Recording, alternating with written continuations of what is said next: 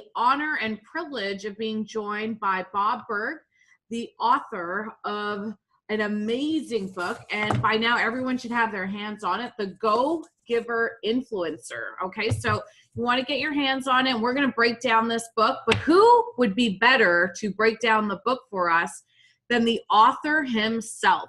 So I believe that reading is absolutely essential when you're in leadership. And, you know, when you are reading an author's work, you're getting into the mind of that author and really understanding what their principles and philosophies are. So I love the way that you have this set up into that coach and judge scenario where it's two people that are negotiating a deal. And we think that, you know, when we go into negotiations in business, we're always thinking from our perspective. And what you mapped out so beautifully, Bob, is the ability to show that when we're going through something, we always have to take into consideration that that other party is going through something as well. So could you share with us, like, where did this book come from, and what brought you to create these scenarios to share that perspective with us? Sure. Thank you. I appreciate that. And this is our fourth book in the Go-Giver series, the third parable. John David Mann, who's the lead writer and storyteller. He's a wonderful storyteller. And the whole premise of the Go-Giver itself, the entire series, is simply understanding that shifting one's focus, and this is the key, shifting one's focus from getting to giving. And when we say giving in this context, we simply mean constantly and consistently providing value to others, understanding that not only is that a pleasant way of conducting business, it's actually the most financially profitable way as well. And why is that? Well, it's not for some magical, mystical reasons. But just speaking in the vernacular of business, I often will say to my audiences, you know, no one's going to buy from you because you have a quota to meet. Right. They're not going to buy from you because you need the money, and they're not even going to buy from you because you're a really nice person who believes in what you do. They're going to buy from you because they believe they'll be better off by doing so than by not doing so. And that's the only reason they should. That's why it's so important, and you know this because it's what you teach, that we must focus on that other person. We need to focus on bringing value to them, and this is why we say that money is simply an echo of value.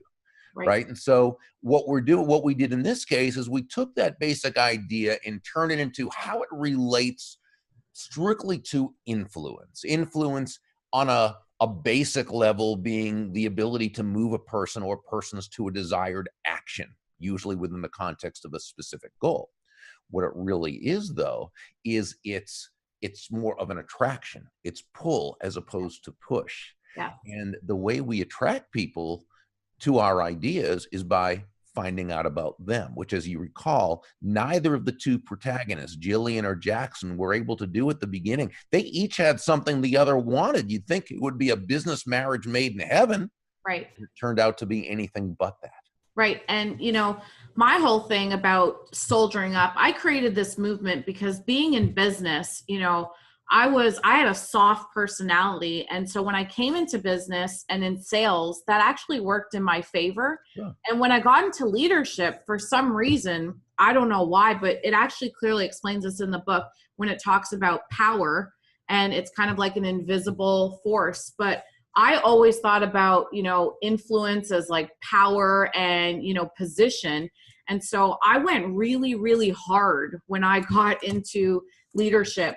And when we really understand that in leadership and when we're influencing people, when you talk about it's collaboration, it's working with people, it's not just thinking from a competitive point of view, but really collaborating with people.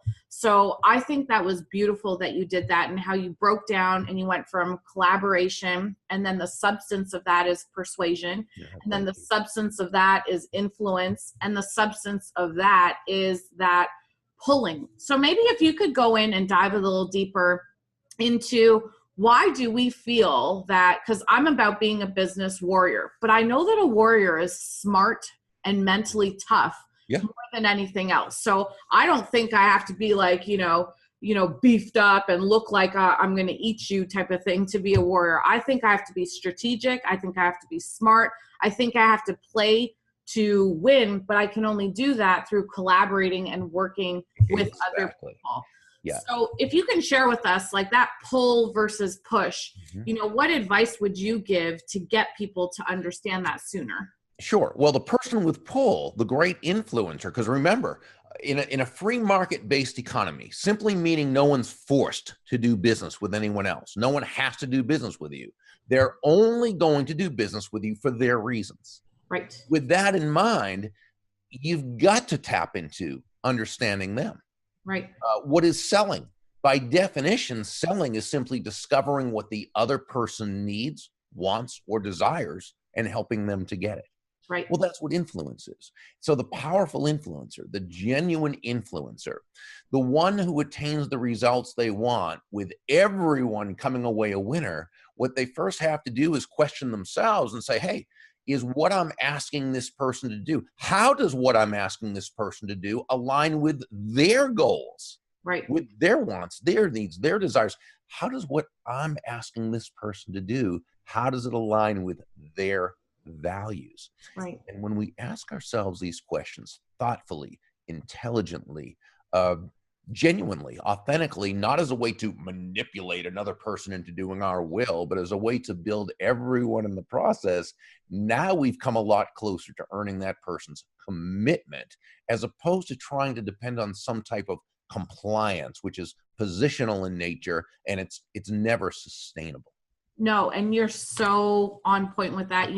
In my business, we work with so many people. So moving from the sales side of things into the leadership position, when you make errors of judgment, when you're dealing and working with people, it's something that you have to be responsible about. So this is why I always say leadership to me is a responsibility. So every single person that is a leader is responsible for reading the books that you write, because it teaches us and it sets our mind in a certain frame instead of just being power hungry and position driven.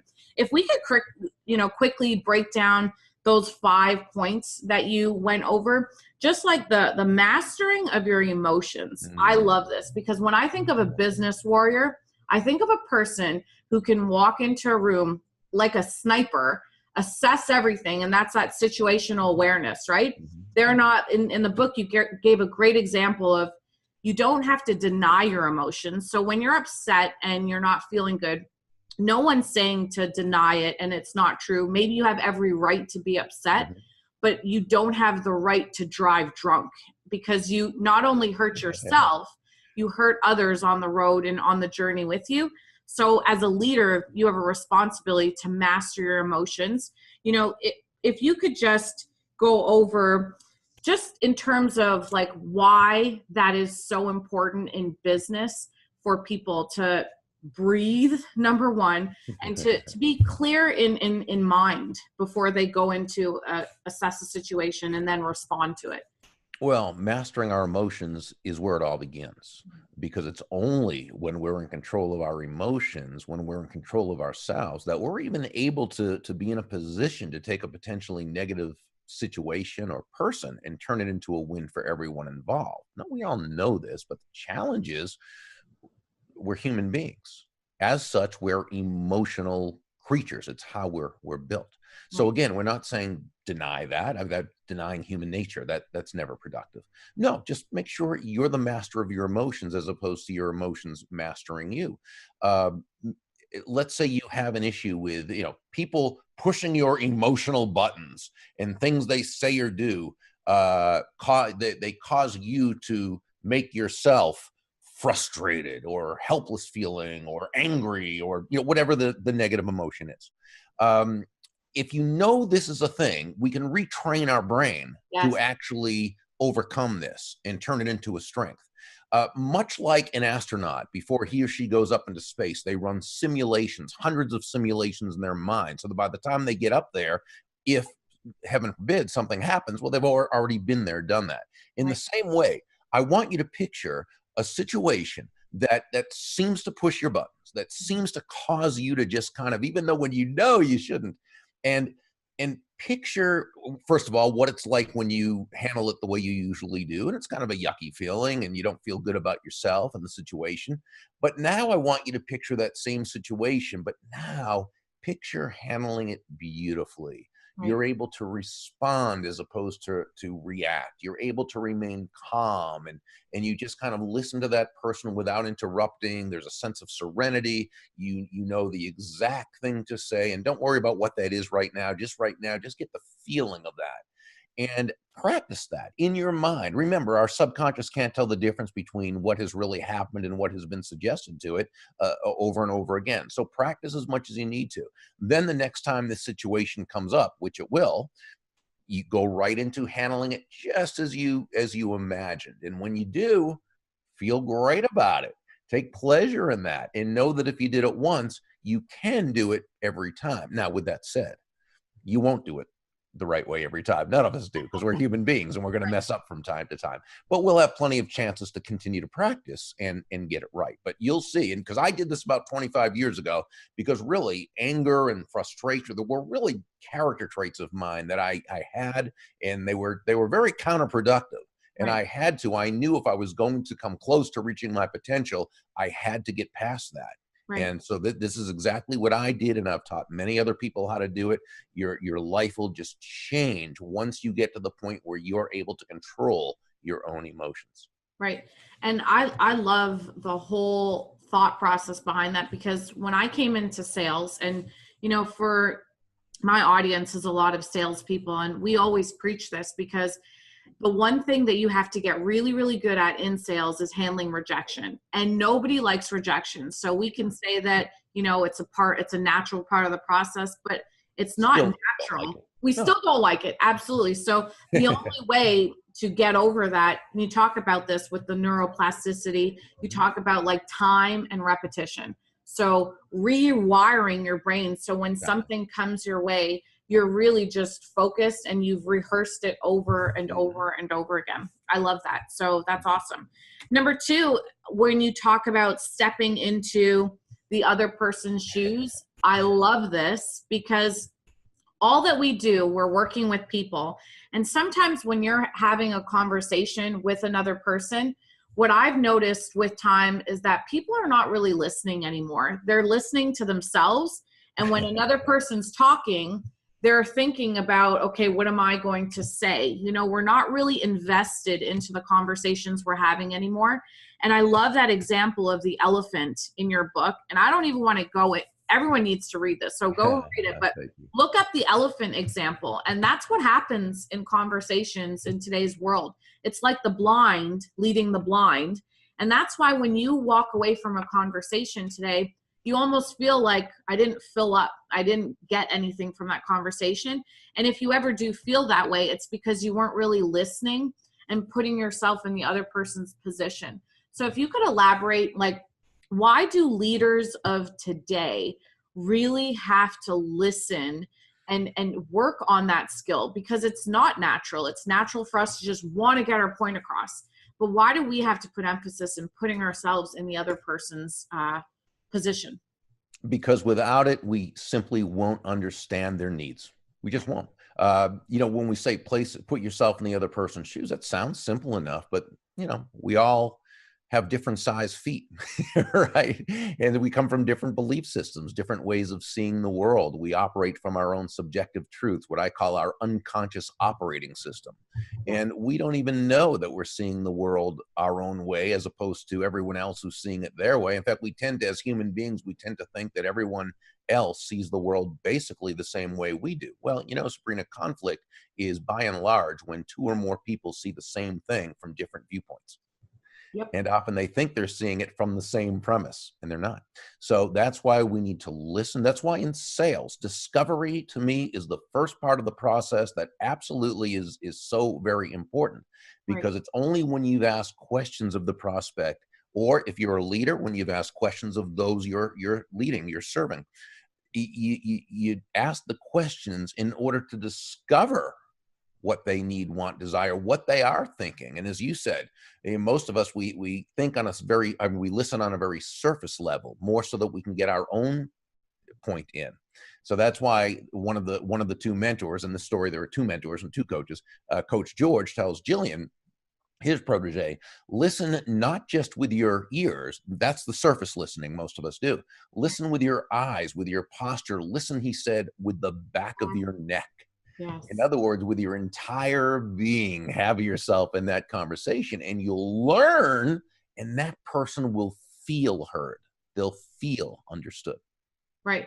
I love this. In today's world too, we are very divided. And I've always known this because, when I went to school, I always wanted to know, why does someone believe in what they believe? And if you can go with that premise, instead of just saying, understand the history of a person, understand the environment, understand all of that, and you'll come to terms with, their package and what they're presenting to you, as opposed to, I see it this way. I teach my team, we don't see with our eyes, we actually see with our brain.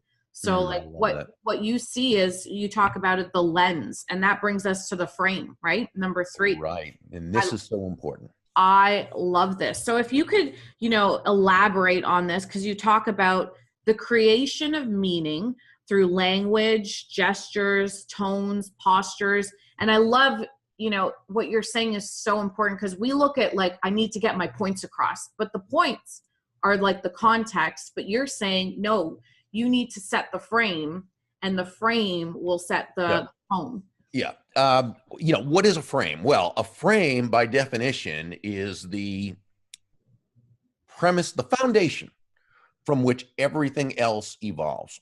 Right. My favorite story about a perfectly set frame took place about 3 years ago. I was in a Dunkin' Donuts restaurant. It could easily have been a Tim Hortons restaurant. It could have been what have you, but I was drinking coffee and reading a book, and there was a little boy, probably 2.5 years old. He was running around the restaurant, and his mom and dad called him back over to their table. He starts walking back when suddenly he slips. He takes a spill on the floor. He falls. Now, he didn't hurt himself, but you could tell he was shocked.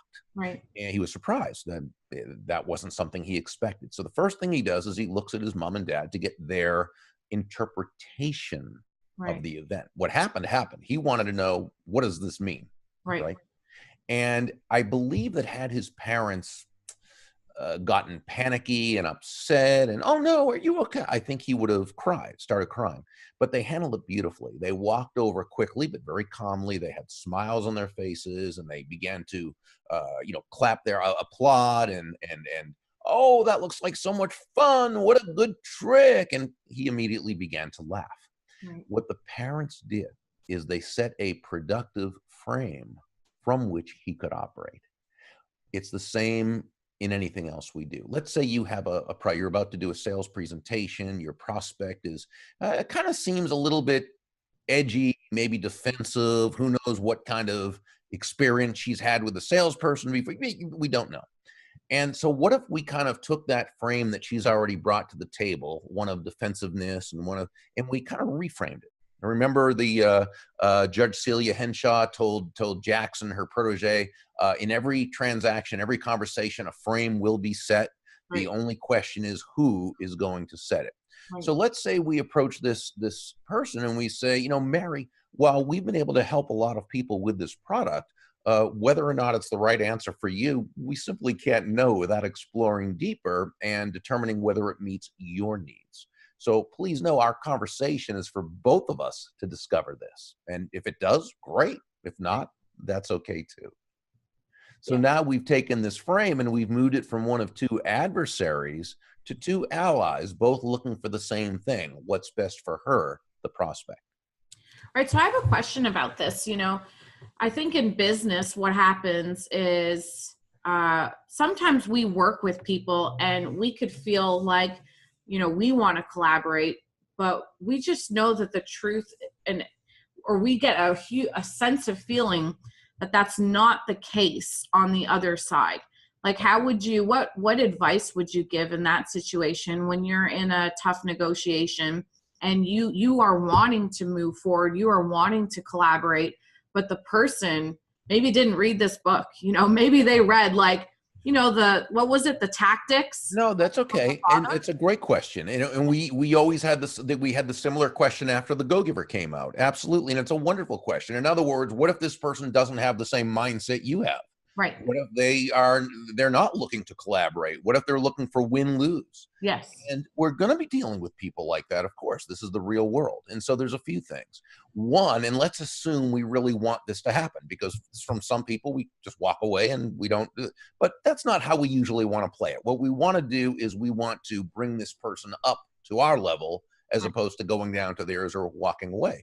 Right. And so what we want to do is operate with the same win-win collaborative type of way. But we also make sure we're careful. Okay, being a go-giver does not mean being self-sacrificial. It doesn't mean being a martyr or a doormat. Not at all. It simply means you're focused on bringing value to others. So you're careful, and you make sure that at every step of the way, it's either, as Stephen Covey used to say, win-win or no deal. Right. And so you need to sometimes tactfully, kindly be able to let this person know that this is not an acceptable thing. It's not where you want to go with it. It's not how you see it being the best for both of us involved. Right. And you come back with something else and do it that way. And you hopefully, you're able to bring this person up to your level. Right. And I think too, like, this is why part of negotiations is like the process of building a relationship, right? And absolutely. You can't have a conversation with a person one time and then say, like, I know this person, right, and want to set a tone. It's an ongoing thing. So even in the book, it didn't work out the first time, but then they met again, and then they met again. And that's when they came to terms with it. So, exactly. I think that's huge. And that brings us to communicating with tact. I think what was nice about this was that in the end, they came together. And they were able to, like, come to terms with, the end result that won both of their favors, but it wasn't anything that anyone thought was initially going to happen, which was really nice. And so that happens in real life, and that's when it's really organic and beautiful. Mm-hmm. I love the example of when you give that the trial lawyer who talks about explaining the other person's point of view.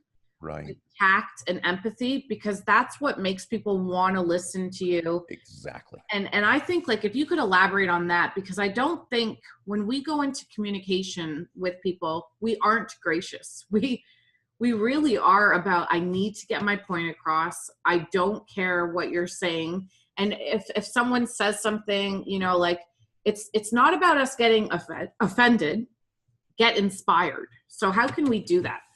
Okay. Well, my dad has always defined tact as the language of strength. And I've always loved that definition, because it takes a strong person to speak after they've thought, right, as opposed to just saying what first comes to their mind. It takes a strong person to ask themselves, how is what I'm about to say going to affect this person? Right. Is it going to be productive or counterproductive? Is it going to make them feel good about themselves and empowering, or is it going to have the opposite effect? Tact is a way of being able to correct a person, critique, perhaps constructively criticize. Not that we ever want to do those things, but we're talking about the real world. And sometimes we need to be able to communicate a better, different way of doing something. Well, tact allows us to do this in such a way that not only is the person not defensive toward us and resistant to our idea, but they're much more open to us and accepting of our idea. And one of the ways, and when Judge Henshaw, retired Judge Henshaw, she was talking about the lawyer, and how and it was Abraham Lincoln, how he used to, when he would be in court, he would actually begin by bringing up the good points of the other person's side. Love so that if you walked into the courtroom, you'd think he was defending the other person. Yeah. But what he was doing was he was establishing the fact that he was not just looking at this from one point of view, that there wasn't just one story there, but then he'd bring it up his person's side, his clients, and he'd really pour it on. But he had in this case tactfully constructed the frame that here's a person looking for truth. Right. not just looking to be right at all costs. And we can do this when we're talking with someone else and say, I see it from, that you've made a great point, and that it's, XYZ would really be, and, you make it from their point. And it's interesting because when you do that, not only does it lower that person's defenses, but they tend to make your point as well. Yes. And so this is really, when we speak tactfully, it might be, Dave, just to clarify, as opposed to, what do you mean by, it might be just for my own clarification. When you say so-and-so, is there something specifically you know what I'm saying? And those are the things we can do that show a person that we're not looking to overpower them or overcome them. But no, we're looking for something for mutual benefit. Yeah, I've had examples, where that has blown up in my face. So I went into a meeting and, I just went right at it. I was like, I'm not going to waste time. I'm just going to get straight to the point. I think people like to get, right to it. And that just boomeranged right back at me. It didn't work out. So, I've evolved since then. 100, I can say from a business point of view, that stuff, you've got to, people, when they look at leaders, I think what we want in our leaders is a sense of confidence, right? Is a sense of control, because ultimately we don't like to frame it as someone has control over me, but influence essentially is, we're allowing them to have a little bit of control over us. And so who would we entrust that with? It's people that are, number one, responsible, but have control of themselves. You know what I mean? Exactly. So when a person has mastered their emotions, that's what I like about this. It kind of goes in a circle, and I'm really big on like everything connecting. Mm-hmm. So I see how all of this like comes together. When you talk about speaking with empathy, you've really mastered your emotions, because a person they all tie person who doesn't master their emotions is only thinking about their point of view, and they're heated, they're hot, they just want to express exactly what they feel. They're not looking to impress upon the other person. So I love that. So let's take it home. Number 5, trust. When we're dealing with leadership, I think trust is essential. I tell my team all the time, you can be the greatest worker in the world, but if we don't have trust, we have nothing, because that is what everything is built on. So, I love how you talk about too, not just, how you play, but why you play, because that starts to build on like, what kind of leader am I going to be? Mm-hmm. And when you talk about sports being excellence in motion, love that. And then business is nudging the world forward, because, this is what business is about, but then we still have to do it in that frame of trust. So if you could elaborate on that. Well, and trust is such a key. I mean, the basic premise of everything I've talked about and written about over the last almost 30 years has been that all things being equal, people will do business with and refer business to, and we could say allow themselves to be led or influenced by those people they know, like, and trust. Right. One of my favorite definitions of trust was from Simon Sinek in his great book, Leaders Eat Last, where he said that trust is a biological reaction to the belief that someone has our well-being at heart.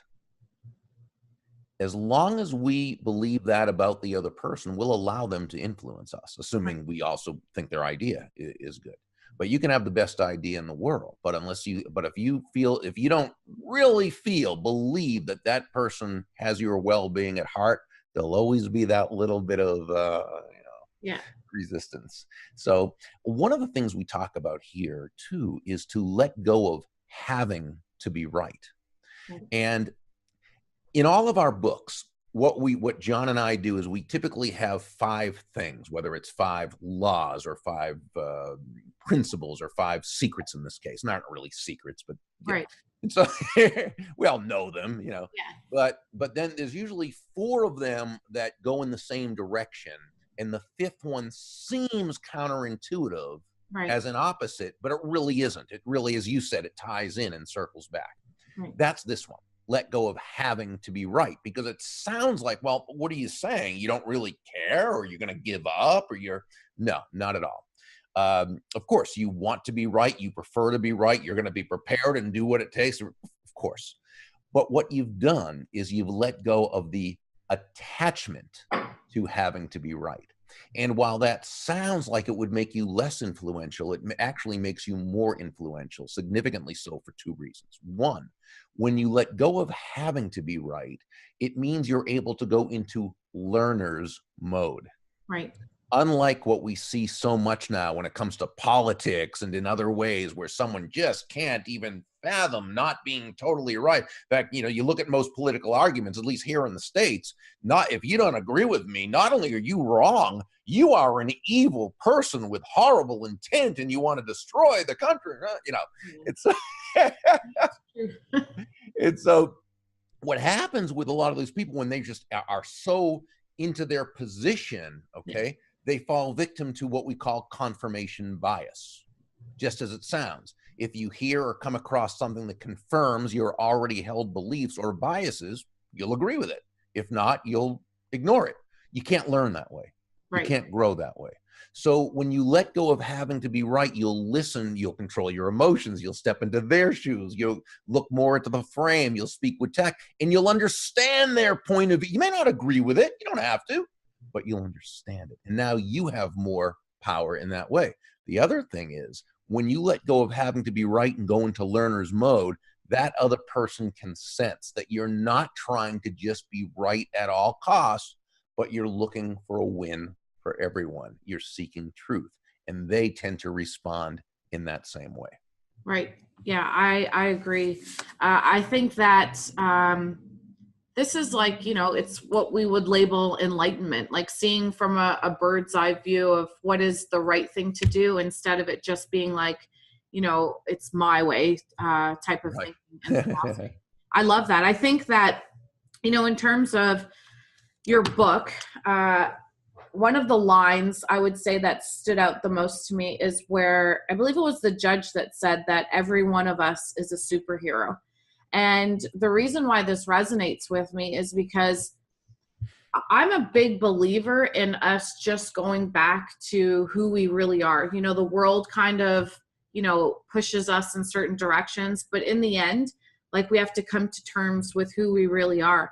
And we are powerful, powerful forces, and we sometimes, dumb it down. We sometimes have someone tell us, you're not the center of the universe. The world doesn't revolve around you. But it really, if you can understand the power that we have to influence others, to influence the world, like, it's really a magical thing. So where did you get that from? Because I know that's like you making that up, like, in terms of every one of us is a superhero. Like, where did that come from? Well, that like all the really good lines, that was John coming up with that. But we took that from our the first book, where we talked about authenticity. Okay. And where we said the most valuable gift you have to offer is yourself. And in that story, Deborah, who was one of the mentors in that story, she shared a lesson that she learned that was very valuable to her. And that is that all the skills in the world, the sales skills, technical skills, people skills, as important as they are, and you and I, we all, and your viewers, we all know those are very important, but they're all for naught if you don't come at it from your true, authentic core. Right. Because as you said, you are a superhero. We are enough. Now, here's the thing. When you show up as yourself, day after day, week after week, month after month, people feel good about you. They feel very comfortable with you. They feel safe with you. Right. They know you. They like you. They trust you. They're much more likely to want to be in a relationship with you, do business with you, refer you to others. Right. So we have to ask, why do people not show up authentically? And it's not usually because they have something to hide or because they're dishonest. I mean, it's a big world. You've got all kinds of people, but usually that's not the case. Most of the time, it's because they simply don't have the self-confidence to show up as themselves. Right. And, we need to understand that first, as human beings, intrinsically, we bring great value to the world. But we also have, aside from that intrinsic value, we also have what I call market value. Right. And I define market value as that combination of strengths, traits, talents and characteristics that allow you to bring value to the marketplace in such a way that you will be rewarded financially in the market. As human beings, it's sometimes difficult to see this. And this is what the judge was really doing with Jackson. She was letting him know, you've got some great strengths. That's why she had him tell her what it was that lights him up, right? And because of course, as a coach, one of the things you do is you help people see their value and to recognize their value, which is why it can be so important to have a coach, because as human beings, we're so emotionally involved with ourselves. Right. Sometimes we just can't see it. Yeah, and I love that part of just getting in tune to who we are, because I think one of the most important questions that we can define for ourselves is, okay, who is Bob? Who is Sabrina? And then live that every single day. Exactly. I think, in a world where we are always trying to copy other people or trying to be someone else, to me, the most dangerous person is a person who doesn't know themselves. And I believe in modeling success if you're looking to gain traction, but I don't think you should copy and become someone else. I think you need to be very careful with that. Yeah, I call it adapting their wisdom, but not adopting their personality. Love that. Yes. Yeah, adapt, don't adopt. Learn from everyone, but stay true to your authentic core. Yeah. And that's what we love, right? And I do this in business, right? I'm a big studier. So I want to read what you read to understand your thinking. But sometimes I have someone talk to me and then I have another person talk to me and I'm like, oh, I see that person in you. And that's where you got it from. So then I look at the other person. I'm like, so then who are you? So I really believe that if we spent more time with ourselves and understood what we want. And that question that she asks, Jackson, what is it that you want? What is your outcome? That's a question that very few people sit down with themselves and know the answer to. And I love that. Last question for you. So you're an author, right? I think authors are very powerful people because, what you do is pretty amazing. Like you go and you hijack someone's mind for like a period of time and dump. And I think this is very powerful because you're getting a medium to express yourself, right? So in today's world, to get someone to read a book, to get someone, I believe what's more valuable than money is a person's time, right? So to take a person, if it takes you, 5 hours, or if you're a fast reader, 3 hours or 2 hours to read a book, what does, in the end, I'm about legacy. Like what do you want your legacy to be? Like if you had to write a book of this is what I want the world to know, so I'm gone, like what would that book be about? And what would you want your message to be forever? Well, yeah. And this book is what I want my legacy to be. It has to do with, I actually wrote another book called Adversaries into Allies, which is a how-to book where I spelled it all out. It's a much bigger book. And it's really, this is really, in a sense, it's the parable version of that. And it's really carrying on the legacy of my dad. I was blessed with two great parents. And, my dad and I are a lot alike in that we're both sort of in the public eye, or, he was when he was younger and so forth. And he was a guy who I really modeled in terms of his people skills. Right. I mean, I got to tell you, I've read hundreds of books on people skills. I love all of them. And I have learned immense amounts from the books I've read. They were all great, honored to have read them. But 90% of what I know about people skills, I learned from watching my dad. Wow. He was amazing. Wow. And it was very natural and very genuine and very authentic.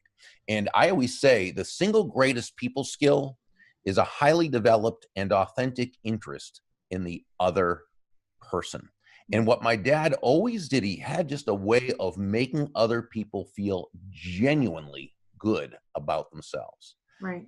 That's what I want my legacy to be. It's Bob Burg did his best to make other people feel genuinely good about themselves. And, I have a bit more of a platform than my dad had, in that I, can do it through books and podcasts and TV and radio and all the different things. So really, I kind of consider I'm carrying on his legacy. That's awesome. That's amazing. What was that book that you said? It's called Allies? Adversaries into Allies. Into Allies. Okay. We're going to have fact, to do another one on that one because I love that. And, you know, this is what the Business Warrior Book Club is all about. It's about making sure that people understand that having that warrior mindset is first and foremost. So be careful what goes in here. And, you know, learn from people that have walked where you're walking, but still be in tune with the superhero that's inside of you. So never get washed out. I think, you know, it's amazing. And your book is really, it's refreshing. I read a lot of books that, you know, get me like fired up, but this was almost, it gave me a peace, which I really appreciated. And I believe I'm not really big on balance. I have to say, like, people talk about that. I'm more into harmony as opposed to balance. Yeah, right. You want everything kind of, Yeah, but I feel like I am a big believer in being able to hold two opposite opposing thoughts in my head and know that, you know, they're both true, find the truth in both of them. And I think that that's what this book was for me. It was because I go hard. I am, you know, being in business, I had to put on a certain personality type to do what I do. And I like that your book is it's not about being soft. And this is what people fail to, you know, understand. When you are a giver, you are a person that really knows who you are. You pour into yourself so you can give to others. And that's what makes you really, really strong, not soft. And, exactly. and I think people, once they get that, that's why people get such joy out of giving. And when you see people that don't give, they're the most empty people you come across. So I love that. I love the whole premise of giving. And, you know, this way of learning how to be a warrior, learning how to toughen up in a different sense, in a different light. I love it. Thank you. And picking up on what you said, yeah, there's nothing soft or weak about it in any way. And I like to say that tact should never be confused with compromise. You can always speak tactfully and respectfully to others without compromising your values. Right. Yeah. And I agree. I'm Canadian, right? So I came to the US 12 years ago, but Canadians, we are more soft in our approach. But I think this is like, it's a blend that I think. I love Canadians. Whenever I go to Canada to speak, I love my Canadian friends. That's awesome. Well, you gained another Canadian friend. I really appreciate it. Thank you. So thank you for your time today. Thank you for doing this. My pleasure. I'm going to have my team read this whole book, all my leaders, and all the best to you. I will get in touch with you for that other book too, because I love the title itself. So you can actually read 2 chapters if you go to thegogiver.com and where it says books, and where we have the first 2 chapters available for people, you'll see Adversaries into Allies, and you can read the first 2 chapters of that and see if you like it. But it's a how-to book as opposed to a parable. Okay. And where would someone go to find out more information about you, about your books? What are some social media channels that you have, websites that you have?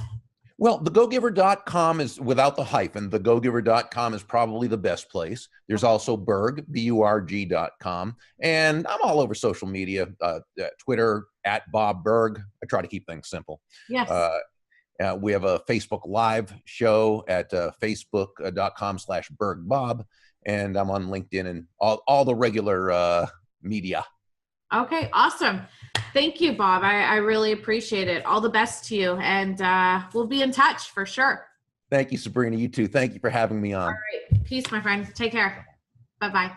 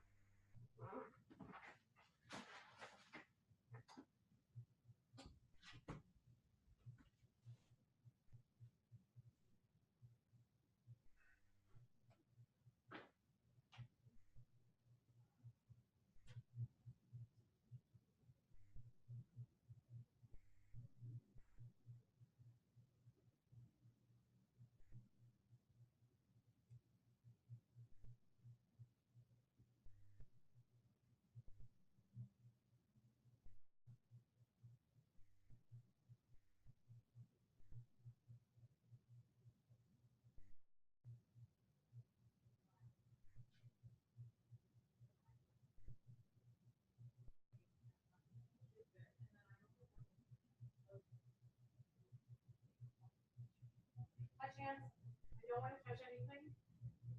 But I did touch something, and I hope everything will be okay, right? Okay. I won't faint on the ground, I promise. I might make other people faint, but I won't. We're 100% done, right? Yes. Okay.